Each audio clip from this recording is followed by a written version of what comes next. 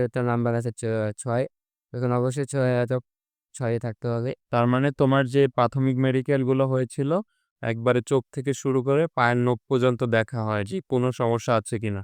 তার মানে তার মধ্যে বিশেষ কিছু নাকের পলিপাস বা না না কানের বা চোখে এবং চোখের কানে পর্দা কান চোখে ভালোভাবে পাওয়ার দেখা যায় কিনা, বিশেষ করে শরীরের অঙ্গ-প্রত্যঙ্গে কোনো অ্যাক্সিডেন্টের কাটা দাগ আছে কিনা কাছে কিনা ব্লেডের কাঁটা দেওয়া আছে রিলেটেড, এবং কি নখের কথা বললা তুমি যে কারো নখে কোনো সমস্যা আছে কিনা। বাংলায় এই বিষয়টি আছে কিনা এই সব সমস্যা। বিষয়গুলো প্রাথমিক মেডিকেলের মধ্যেই দেখা হয়। হ্যাঁ, এই যে প্রাথমিক মেডিকেলে তারপরে যে মেডিকেল হলেও আর এটা আমাদের ফাইনাল মেডিকেল হিসেবে পর্যবেক্ষণ করা হয়। কারণ এই মেডিকেলে যারা বাদ যাবে তারা আনফিট। কারণ যে তারা পরবর্তী ধাপে আর যারা যেতে পারবে না এটি ফাইনাল হিসেবে ধরা হয়।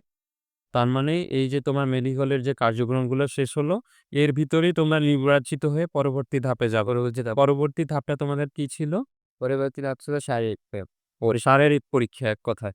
শারীরিক পরীক্ষার মধ্যে কি শারীরিক পরীক্ষা নেওয়া হয়? যে পরীক্ষা ছিল দৌড় ছিল, বিল ছিল, পুশ আপ ছিল এবং সিট আপ ছিল। ১ম এ আমাদের ৪০০ মিটার দৌড় নেওয়া হয়। তো ওই পরীক্ষার সময় দেওয়া হয় ১ মিনিট ১০ সেকেন্ড। যে ১ম ৫ জন যারা ১ম এ আসে তাদেরকে সিলেক্ট করা হয়। যারা এই রাউন্ডে সিলেক্ট হয়ে যায়, দৌড়ে সিলেক্ট হয়ে তারা 2nd রাউন্ড বিম। বিমে হলো ৬ টা। যারা আরো বেশি হিট হয় তারা আরো বেশি মার্ক পয়েন্ট পায়। যারা এখানে সিলেক্ট হয় তারা next round push up. Push up হলো কোনো ধরাবাঁধা নিয়ম নেই। তারা একটা পজিশন দেখাই দিবে। একদম পারফেক্ট পুশ আপ পজিশন ওই পজিশনে যে যতটা দিতে পারে। তো এটা যদি তাদের পছন্দ হয় বা একদম পারফেক্ট হচ্ছে তাহলে তখন তাদেরকে সিলেক্ট তো এক কথায় পুশ আপের যেই নিয়মাবলী একবারে মাজা সোজা করে পা স্ট্রাইট করে পুরো বডি ভালো সুন্দর করে যে যতটাই দিতে পারুক না কেন, অনেকে আছে দেখা যাচ্ছে ৫০-৬০ টা দিচ্ছে তার মাজা ব্যাকা। এখানে সিলেকশন হবে না।